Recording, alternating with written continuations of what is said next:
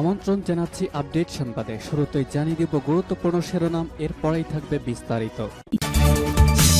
Viewers, প্রথমেই হাতে থাকা গুরুত্বপূর্ণ সংবাদ নিয়ে হাজির হয়েছি। আন্তর্জাতিক এ পর্যায়ের সংবাদ রয়েছে ইসরায়েল হামাস যুদ্ধের সর্বশেষ ভয়ঙ্কর আপডেট। প্রথমেই জানিয়ে দিব অত্যন্ত গুরুত্বপূর্ণ সংবাদ, যুক্তরাষ্ট্রের ভান্ডার থেকে অস্ত্র নিচ্ছে ইসরায়েল। ভিউয়ার্স, এ বিষয়ে থাকবে একটি প্রতিবেদন, দয়া করে সম্পূর্ণ ভিডিওটি দেখার জন্য অনুরোধ থাকবে। এরপর জানাবো ভিউয়ার্স, ইসরায়েল ফিলিস্তিন যুদ্ধের পরিধি বাড়ছে। ধীরে ধীরে যুদ্ধ ছড়িয়ে পড়েছে গোটা অঞ্চল জুড়ে। মধ্যপ্রাচ্যে এবার আঞ্চলিক যুদ্ধের আশঙ্কা বাড়ছে। এ বিষয়ে থাকবে বিস্তারিত প্রতিবেদনটি দেখার জন্য সবিনয় অনুরোধ জানানো হলো। আরও জানিয়ে দিব, যখন ভয়াবহ হামাস ইসরায়েল যুদ্ধ চলছে, তখন ইরানের ভান্ডারে যুদ্ধ হচ্ছে নতুন একটি সমৃদ্ধকরণ। ইউরেনিয়াম উৎপাদন বাড়াচ্ছে ইরান, যা দিয়ে পারমাণবিক বোমা তৈরি করা সম্ভব, যা আমেরিকা এবং ইউরোপকে চ্যালেঞ্জ জানাতে সক্ষম ইরানের। ভিউয়ার্স, এবং সর্বশেষ জানাবো হামাসকে সহযোগিতা করার অভিযোগ, জাতিসংঘের কর্মীদের ওপর ভিসা নিষেধাজ্ঞা দিল ইসরায়েল। ভিউয়ার্স, এতক্ষণে শুনছিলেন গুরুত্বপূর্ণ সংবাদ শিরোনাম। এখন জানাবো বিস্তারিত। তবে তার আগে অনুরোধ থাকবে আমাদের চ্যানেলটিকে সাবস্ক্রাইব করার জন্য এবং আমাদের হাতে থাকা সর্বশেষ ভিডিও এবং গুরুত্বপূর্ণ সংবাদ শোনার জন্য আমাদের পাশে থাকার জন্য, এবং বেল আইকনটি বাজিয়ে দিবেন যেন পরবর্তীতে নতুন আপডেট সংবাদ পেতে পারেন। শুনছিলেন সংবাদ শিরোনাম, এখন বিস্তারিত। তার আগে অনুরোধ থাকবে ভিডিওতে একটি লাইক দিন এবং কমেন্টস করে জানিয়ে দিন কোন জেলা থেকে বা কোথা থেকে আমাদের সঙ্গে যুক্ত রয়েছেন। যুক্তরাষ্ট্রের ভান্ডার থেকে অস্ত্র নিচ্ছে ইসরায়েল। ইসরায়েলের কয়েকটি গোপন অস্ত্র ভান্ডার রয়েছে যুক্তরাষ্ট্রের। সেখানে শত শত বিলিয়ন ডলারের অস্ত্র রাখা হয়েছে কঠোর নিরাপত্তা ও পাহারার মধ্যে। এসব অস্ত্র কোথায় আছে তা প্রকাশ করা হয় না। এ নিয়ে রহস্যের শেষ নেই। গাজায় অব্যাহত ইসরায়েলি হামলার মধ্যে নতুন করে আলোচনা এসেছে এসব অস্ত্রাগারের প্রসঙ্গ। গাজায় হামলা চালানোর জন্য যুক্তরাষ্ট্রের অস্ত্র ভান্ডার থেকে বিপুল পরিমাণ বিস্ফোরক নিচ্ছে ইসরায়েল। এদিকে ইসরায়েলকে সহযোগিতা করায় বাইডেন প্রশাসনের ওপর ক্রমে চাপ বাড়ছে। গতকাল দ্য গার্ডিয়ান অনলাইনের প্রতিবেদন এসব তথ্য উঠে এসেছে। এতে বলা হয়, ৮০-র দশকে এসব অস্ত্র ইসরায়েলের মজুত করা হয় মধ্যপ্রাচ্যের যে কোনো সংঘাতে যাতে সহজে অস্ত্র সরবরাহ করা যায়, সেজন্য ইসরায়েলের সব অস্ত্রভান্ডার গড়ে তোলা হয়। পরে জরুরি পরিস্থিতিতে ইসরায়েলকে সেখান থেকে অস্ত্র ব্যবহারের অনুমতি দেওয়া হয়। প্রতিবেদনে বলা হয়, অস্ত্রভান্ডার থেকে বিপুল পরিমাণে বিস্ফোরক নিচ্ছে ইসরায়েল। এ নিয়ে স্বচ্ছতার যথেষ্ট ঘাটতি রয়েছে। এ বিষয়ে সংশ্লিষ্ট কয়েক মার্কিন কর্মকর্তা ইসরায়েলের প্রতিরক্ষা বাহিনী বা আইডিএফকে নিরাপত্তা সহযোগিতার অংশ হিসেবে অস্ত্র ভান্ডার থেকে অস্ত্র সরবরাহের কথা দ্য গার্ডিয়ানের কাছে স্বীকার করেছেন। এর মাধ্যমে যুক্তরাষ্ট্রের অস্ত্র মার্কিন কংগ্রেসের অনুমোদন ছাড়া ইসরায়েলকে সরবরাহ করা হয় সম্ভব হচ্ছে। সাবেক এক পেন্টাগন কর্মকর্তা বলেন, এগুলো যুক্তরাষ্ট্রে ব্যবহারের জন্য রাখা অস্ত্র, কিন্তু জরুরি পরিস্থিতিতে ইসরায়েল যাতে ব্যবহার করতে পারে সে ব্যবস্থাও রাখা হয়েছে। ইসরায়েল যাতে বলতে না পারে তাদের হাতে অস্ত্র ভান্ডারের চাবি দেওয়া হয়নি। গত ৭ অক্টোবরে হামাসের হামলার পর ইসরায়েল গাজায় হাজার হাজার বোমা ফেলে তারা প্রকাশ্যেই যুক্তরাষ্ট্রের কাছে বিপুল পরিমাণ বিস্ফোরক দাবি করেছে। ইসরায়েল বেপরোয়াভাবে নির্বিচার বোমা ফেলায় বিশ্বজুড়ে উদ্বেগ বাড়ছে। গাজা ২১,০০০-এর বেশি মানুষ নিহত হয়েছেন। পরিস্থিতিতে প্রশ্নের মুখে পড়ে যুক্তরাষ্ট্র। দেশটি ইসরায়েলকে কী ধরনের বোমা দিচ্ছে তা নিয়ে প্রশ্ন উঠেছে।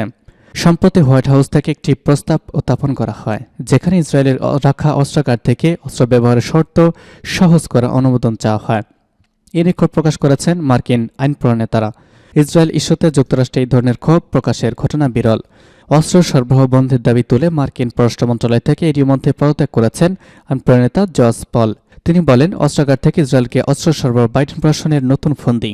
এই পরিস্থিতিতে গাজায় নৃশংস চালিয়ে যাচ্ছে ইসরায়েল। শরণার্থী শিবির, মসজিদ, গির্জা, হাসপাতাল থেকে শুরু করে বিভিন্ন আন্তর্জাতিক সংস্থার দপ্তর লক্ষ্যে পরিণত করা হচ্ছে। রেড ক্রিসেন্ট সোসাইটি জানিয়েছে, গতকাল খান ইউনিসে আল আমল সিটি হাসপাতালে হামলা হয়েছে।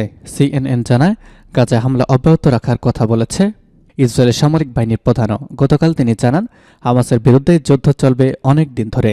প্রধানমন্ত্রী বেনিয়ামিন নেতানিয়াহুর বক্তব্যের প্রতিফলন দেখতে গেল তার বক্তব্যে। এদিকে ইয়েমেনের হুতি বিদ্রোহীদের মোকাবেলা করতে লোহিত সাগর এলাকায় মোতায়েন রয়েছে মার্কিন যুদ্ধ জাহাজ।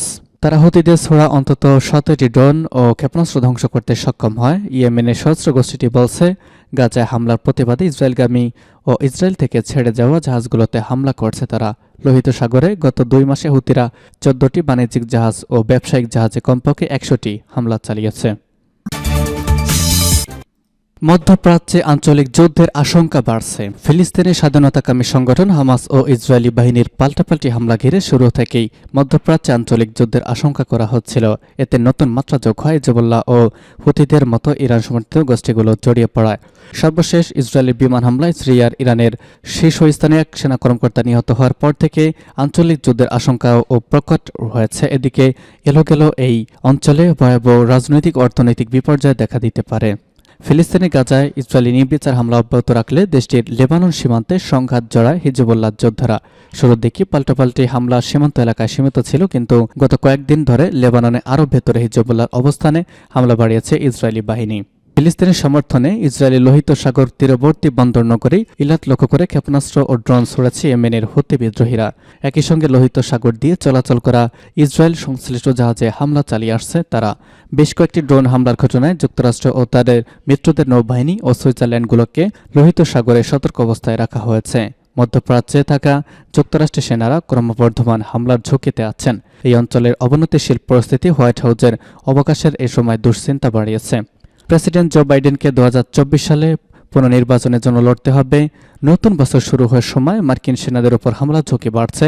সেই সঙ্গে ভারত মহাসাগর থেকে লোহিত সাগর এবং ইরাক, সিরিয়া, লেবানন ও ইসরায়েল পর্যন্ত বিরাট এলাকার নিরাপত্তা পরিস্থিতি খারাপের দিকে যাচ্ছে। অনাকাঙ্ক্ষিত এসব বিষয় প্রেসিডেন্ট বাইডেনের জন্য নতুন বিদেশি সংকট হিসেবে দেখা দিচ্ছে। গাজায় হামলার তীব্রতা কমানোর জন্য ইসরায়েলকে চাপ দিচ্ছে যুক্তরাষ্ট্র। তা সত্ত্বেও গাজায় এই অভিযান কয়েক মাস ধরে চলবে বলে ইসরায়েলের পক্ষ থেকে বলা হচ্ছে। এতে যুদ্ধ নিয়ন্ত্রণের বাইরে চলে যাওয়া এবং যুক্তরাষ্ট্রকে আরও বেশি জড়িয়ে ফেলার ঝুঁকিতে তৈরি হতে পারে। হামাসের 7 অক্টোবরের হামলা এবং গাজায় ইসরায়েলের পাল্টা হামলার পর আঞ্চলিক যুদ্ধ ছড়িয়ে পড়ার যে আশঙ্কা ছিল তাৎক্ষণিক সেটা দেখা যায়নি। যদিও সীমান্তে ইসরায়েলি বাহিনী ও লেবানন হিজবুল্লাহ যোদ্ধাদের মধ্যে সীমিত আকারে পাল্টাপাল্টি হামলার ঘটনা ঘটেছে। এখানেই সংঘাত ছড়িয়ে পড়া সবচেয়ে আশঙ্কা বেশি ছিল, কিন্তু সাম্প্রতিক দিনগুলোয় হামলা ও উস্কানির মাত্রা মারাত্মক পর্যায়ে পৌঁছেছে বলে মনে করা হচ্ছে। এতে উত্তেজনা আরও বাড়ার আশঙ্কা তৈরি হচ্ছে। গত মঙ্গলবার লোহিত সাগরের জলসীমায় হুতি গোষ্ঠীর ছোড়া বেশ কিছু ড্রোন ও ক্ষেপণাস্ত্র ভূপাতিত করেছে মার্কিন বাহিনী। যুক্তরাষ্ট্রের সেন্ট্রাল কমান্ড এই তথ্য জানিয়েছে। এর আগে যুক্তরাষ্ট্র বলেছিল বাণিজ্যিক জাহাজে হুতিদের হামলায় তথ্য দিয়ে সাহায্য করেছেন ইরানের গোয়েন্দারা। তবে ইরান বরাবরই অভিযোগ অস্বীকার করে আসছে। হামলার আতঙ্কে ইতিমধ্যে কিছু জাহাজ পথ পাল্টে স্বল্প খরচে সুয়েজ খাল ব্যবহারের পরিবর্তে আফ্রিকা করে চলাচল করছে। এতে বৈশ্বিক সরবরাহ ব্যবস্থা নিয়ে শঙ্কা দেখা দিয়েছে। গত সোমবার সিরিয়ার রাজধানী দামেস্কের উপকণ্ঠে সিরিয়াদের বা ইসরায়েলদের বিমান হামলায় ইরানের ইসলামী বিপ্লবী গাইড কোরের আইআরজিসির মেজর জেনারেল সাইয়াদ রাজি মোসাবি নিহত হয়েছেন। অবশ্য হামলার বিষয়ে এখনও পর্যন্ত মুখ খোলেনি ইসরায়েল। আইআরজিসি হুমকি দিয়েছে এই অপরাধের জন্য ইসরায়েল সরকারকে নিঃসন্দেহে মাশুল গুনতে হবে। ইউরেনিয়াম উৎপাদন বাড়াচ্ছে ইরান।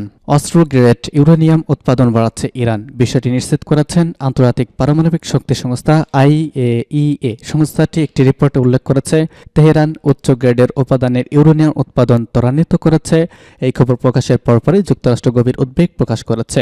হোয়াইট হাউস জাতীয় নিরাপত্তা পরিষদের এক বিবৃতিতে জানিয়েছে ইরানের পারমাণবিক বিবৃতি বৃদ্ধি এমন এক সময় আরও বেশি উদ্বেগজনক, কেননা ইরান সমর্থকরা তাদের বিপজ্জনক এবং অস্থিতিশীল কার্যকলাপ চালিয়ে যাচ্ছে।